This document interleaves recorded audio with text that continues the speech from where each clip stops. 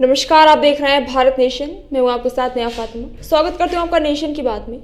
पिछले दिनों से TV channel, print media, digital media के साथ ही सोशल मीडिया पर ट्रेंड कर रही है, जिसमें साधु के वेश में नवयुवक सारंगी बजाकर गाना गाता हुआ दिख रहा है और बगल में बैठी दो महिलाएं फूट फूट कर रो रही हैं। आसपास गांव की भारी भीड़ जमा है। ये इमोशनल दृश्य अमेठी जिले के जायस नगर थाना क्षेत्र के अंतर्गत खरौली गांव के रहने वाले रतिपाल सिंह के मकान के सामने का है, जहां पर 22 वर्ष पूर्व भी लापता हुए रतिपाल के 11 वर्षीय पुत्र पिंकू सिंह अचानक योगी के वेश में उनके सामने आ गए। हालांकि अब उसे प्राप्त करने के लिए पिता रतिपाल सिंह की मोटी रकम खर्च करनी पड़ेगी, जिसके लिए मठ में 3000 साधुओं को भोजन, वस्त्र इत्यादि की व्यवस्था के लिए 360 रुपये प्रति साधु की दर से कुल 10,80,000 रुपये की डिमांड की गई। और जब इतना पैसा दे पाने में रतिपाल ने असमर्थता जाहिर की तो डिस्काउंट किया गया। इसमें प्रति साधु को 360 रुपये निर्धारित किए गए और उसे घटाकर 120 रुपये कर दिया गया। इस प्रकार से अब उसे 3,60,000 रुपये देने के बाद ही अपना खोया हुआ पुत्र वापस मिल सकेगा। क्या नाम है आपका? माया देवी। माया देवी जी, ये जो युवक का वीडियो वायरल हो रहा है, बताया जा रहा है कि आपके साथ वहां पर था और आपकी डांट के बाद ही ये जो है घर छोड़कर गया है। तो ऐसे में क्या लगता है कि जो है उसको वापस आना चाहिए, और कैसा आपने जो है आप क्या सोच रहे हैं? मैं सोचती हूँ लड़का मेरा आ जाए। मैं तो सिर्फ बुलाई थी, डांटी थोड़ी न थी। मैंने डांटा नहीं था, मैंने बुलाया था। मैं क्योंकि वहाँ की घटना सुनाई पड़ती थी कि बच्चे गायब हो जाते हैं, इस डर को जैसा हमने बुलाया गया कि बेटा घर आ जाओ। डांट नहीं लगा, हमने कहा बेटा घर आ जाओ। आज जब से वो आया था तब से आप लगातार परेशान हैं, क्या चाहती हैं आप? हम चाहते हैं मेरा बच्चा मेरे पास आ जाए। है आपका? रतिपाल सिंह।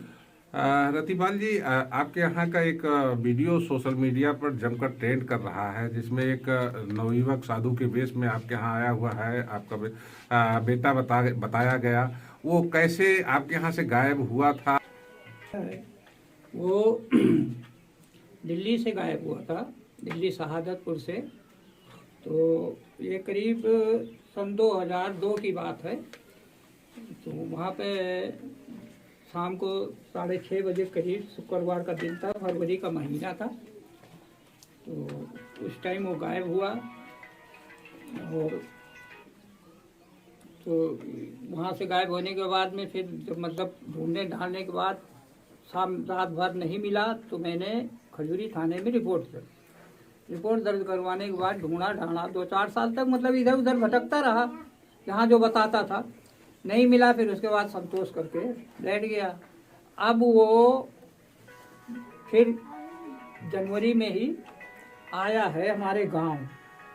वो मेरा नाम बता रहा था लोगों को गा गा के, और इस तरह तो हमें गांव से फ़ोन गया कि भैया आपका लड़का आया हुआ है, लग वही रहा है, आप देख लो आके। तो हमारे जब देखे ओके तो हमें भी ऐसा ही लगा कि भाई हमारा ही है।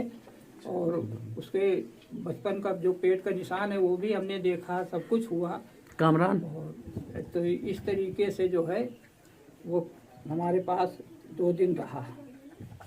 2 दिन रहने के बाद में फिर वो कहने लगा कि पापा ऐसा है कि अब हम भिक्षा उक्षा ले लेंगे, लेकिन आप भिक्षा मत अपने घर से देना, बाकी सबसे हम चाचा चाची सबसे ले लेंगे, लेकिन आप मत देना, क्योंकि आप दोगे तो हम लौट के नहीं आएंगे। जब मम्मी पापा का अगर भिक्षा मिल जाएगा तो हम नहीं आएंगे। भाई हमने नहीं दिया। बाकी कपड़े लत्ते सब अपने पैंट बुशर्ट ये वो खरीदा कि हम वहाँ से मतलब ये जोगी पोशाक छोड़ के हम आपके पास आएंगे। तो फिर उन्होंने कहा कि ऐसा है कि कुछ वहाँ का मतलब जो है नियम है कि दान दक्षिणा जब भंडारा होगा तो उसमें देने के लिए। तो हम कहा बेटा बताना, जो खर्चा लगे दूंगा भाई, आना ही है आपको। कहने लगे हाँ पापा आएंगे। फिर यहाँ से गल्ला वल्ला जो गांव में थोड़ा बहुत मिला था ठीक ठाक अपना ले गए, लेके वो चले गए।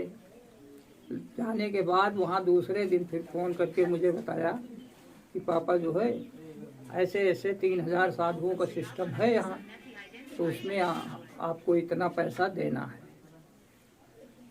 तो फिर वो हमारे बस का पैसा नहीं था, रकम इतनी मोटी थी, तो उसको हटा के फिर 2 घंटे बाद फ़ोन आया कि ऐसा करो आप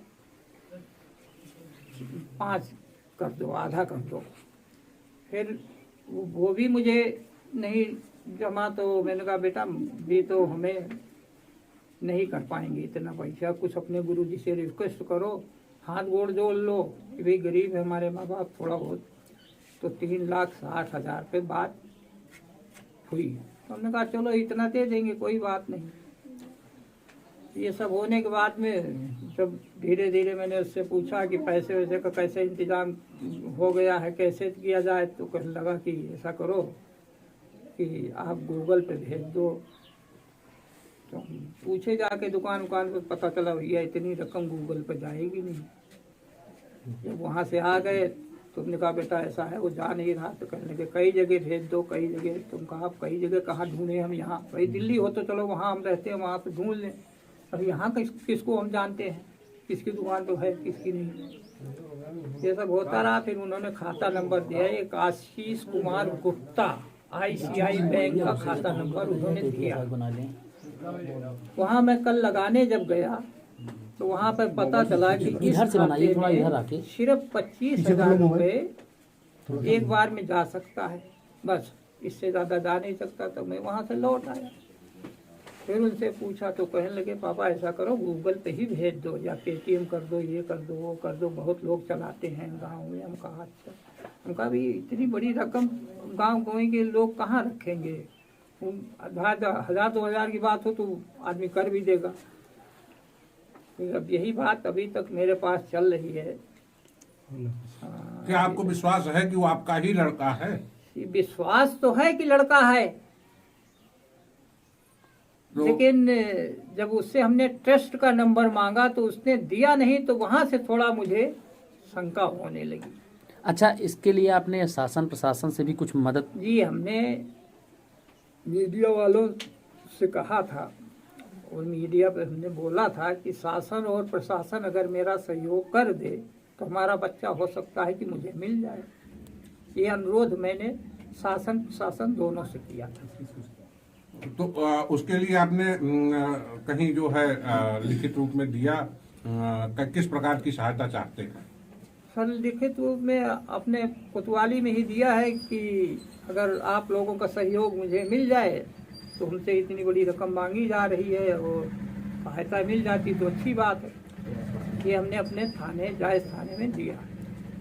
वहाँ से क्या आश्वासन मिला आपको? वहाँ से आश्वासन मिला है कि ठीक है, आपको ज़रूरत है, जब ज़रूरत पड़े तो बताइएगा।